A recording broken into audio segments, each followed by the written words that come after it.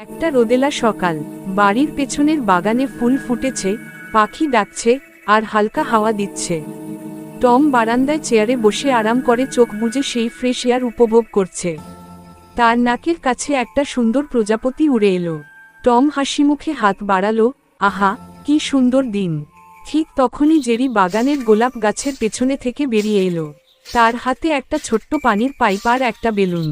Jerry মনে মনে হাসল, আজকে টমকে একটু ফ্রেশ এয়ার দেব, একদম ভেজা ভেজা ফ্রেশ এয়ার।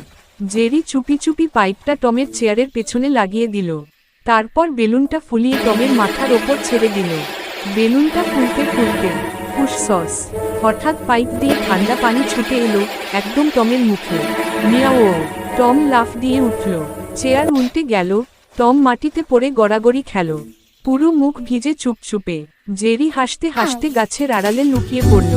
টম রেগে গিয়ে চারদিকে তাকালো, দেখল জেরি একটা ফুলের পাতার ওপর দাঁড়িয়ে তাকে জিভ বের করে ঠাট্টা করছে। টমের চোখ লাল, সে লাফ দিয়ে জেরির দিকে ছুটল। জেরি দৌড় দিল, বাগানের মাঝে দিয়ে, ফুলের টবের পাশ দিয়ে, সবজি বাগানের ভেতর দিয়ে। টম পেছনে তাড়া করছে। হঠাৎ জেরি একটা ছোট্ট পুকুরের কাছে এসে থামল। পুকুরে লিটল কোয়াকার সাঁতার কাটছে।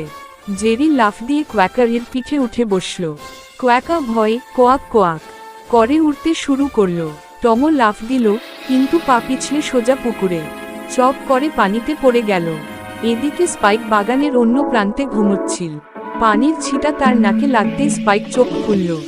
দেখল টম পুকুর থেকে ভিজে উঠছে আর জেরি কোয়াকারের পিঠে চড়ে হাসছে। স্পাইক গর্জন করে উঠল, রোর! টম ভয়ে কাঁপতে কাঁপতে পিছিয়ে গেল। জেরি আর কোয়াকার উড়ে গাছের ডালে গিয়ে বসল।